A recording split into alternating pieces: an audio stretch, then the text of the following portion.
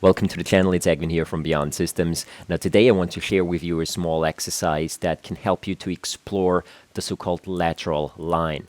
Now we're talking about the side of the body here. It's an exercise that can really help you to open up the body side, reduce tension, but also to get a better understanding of how our legs, the side of the body, and our arms are actually interlinked with each other. All right, here we go. Now basically, I am going into a further than hip-wide stance. From here, I'm gonna lean over, bring one arm over to the other side, swivel out to the back, and come in towards the front. Only to repeat the whole process to the other side. Slightly lean back and come back in towards the front. Looks simple, it is, but now here come the details. First of all, when we are in this position, my inside edges of my feet are parallel and the big joints in my legs, my hips, my knees and my ankles, they're unlocked. So I do not press my knees back to the rear.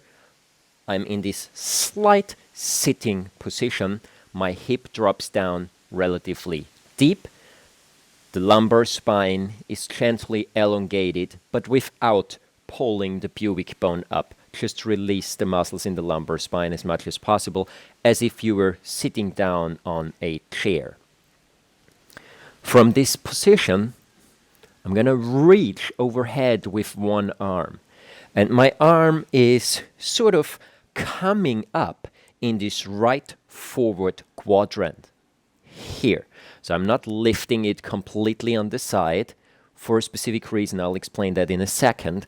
I'll come slightly forward, say around 20 to 40 degrees forward from my complete side position here. And that's where I move the arm in to come overhead. There are actually a couple of different possibilities, and I encourage you to try all of them. One would be to have the arm bend like this and spiral it out.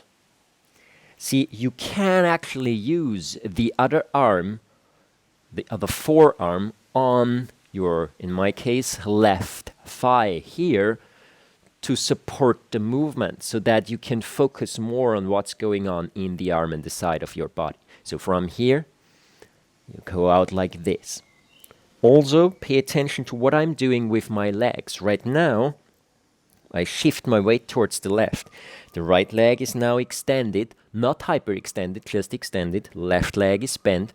I have more of my weight towards the left side. Left arm is on my left thigh, and the right arm is spiraled out overhead like this. Once again, it's this. At the end of this, you should feel a nice stretch on the whole right side. And here are a couple of things.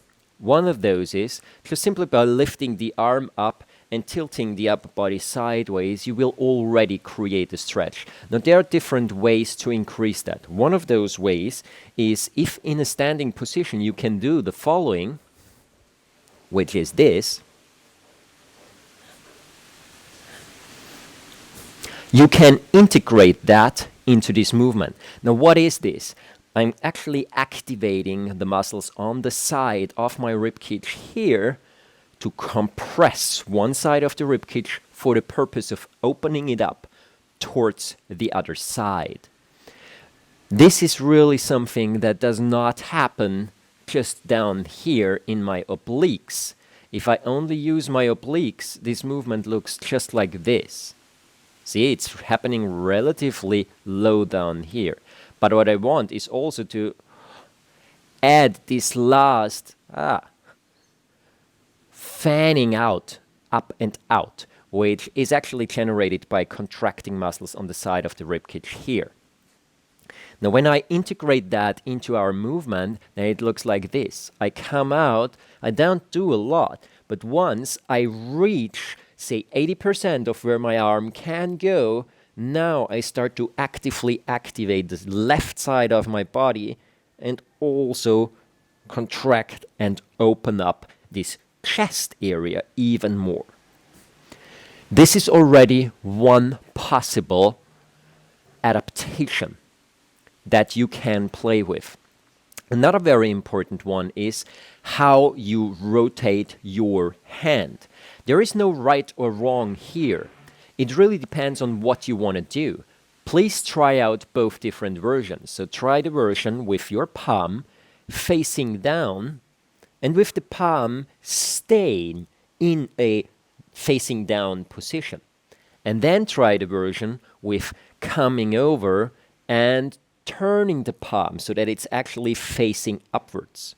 You'll see it creates a totally different feeling, first of all, in your shoulder, and second of all, in the opening on the side of the body.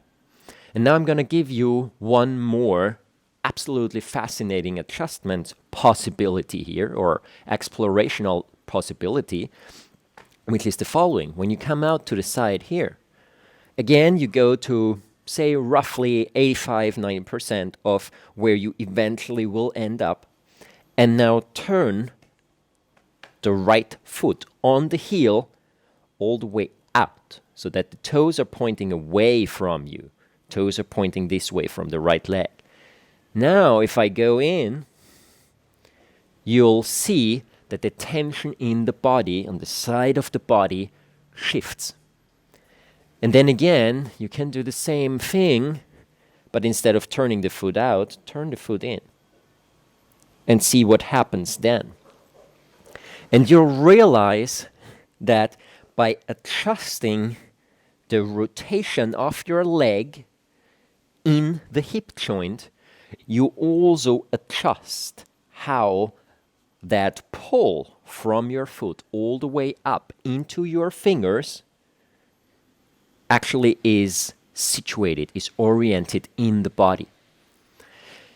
When we talk about lateral lines, what we are talking about obviously is more so the connective tissue than one specific muscle. When we stretch this side, there is a lot of different muscle groups involved, but there is also connective tissue involved that runs all the way from the foot until my fingertips up in the head, and so on and so on.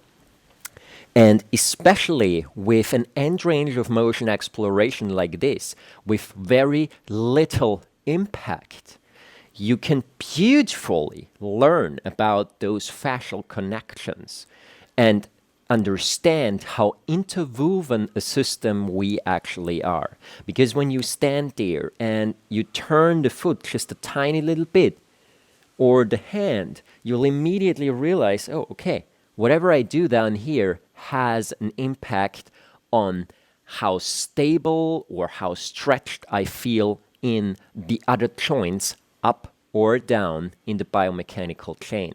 This is what this exercise is for, apart from purely being a beautiful stretch that you can do on one or both sides. Talking about one or both sides, the way to switch from one side to the other, there are different ways to do so. The one I introduced to you at the beginning of this video was with a slight back bend. You do not have to do that if you're not sure if your lumbar spine is stable enough for that, or you feel unsafe in your spine, but it would look like this. So I start in this center position, I come out to the side. Now I slightly roll the upper body back. See, this movement actually starts in my torso here on the side.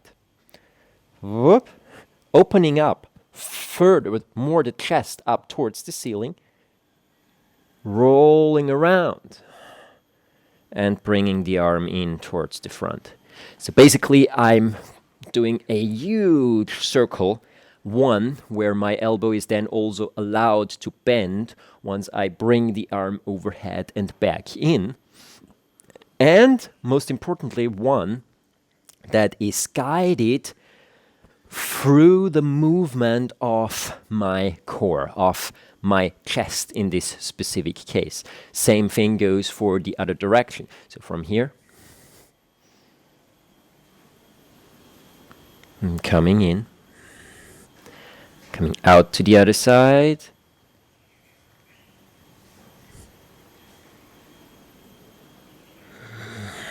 and in.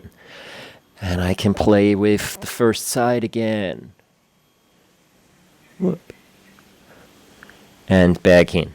And also see that second I roll back. That's also the point when my weight starts to shift back to center.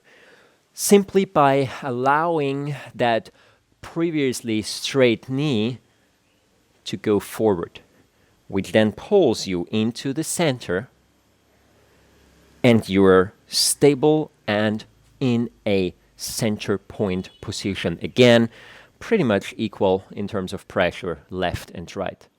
If this feels unsafe for your spine, it's no problem. You can come out like this and simply start by bending the knee, releasing the shoulder and the elbow back to center.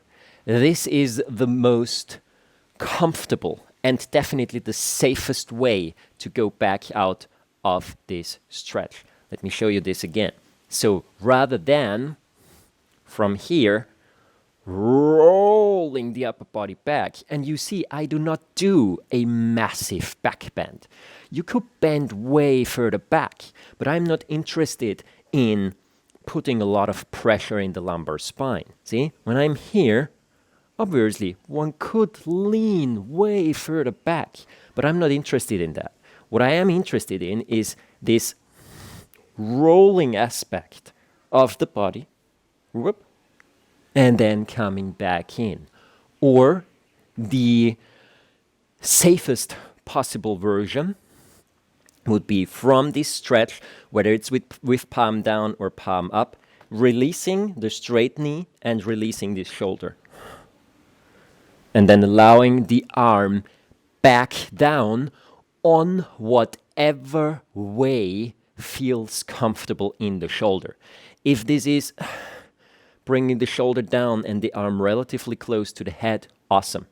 If this is sinking back to the left and dropping the arm in a big arch, that's good too. See, this is an exercise with a lot of possibility for variation. None of those variations are the one correct way to do it. All of them serve one purpose, and that purpose is to open up the lateral line and to learn about connectivity between the upper body, center body, and lower body parts.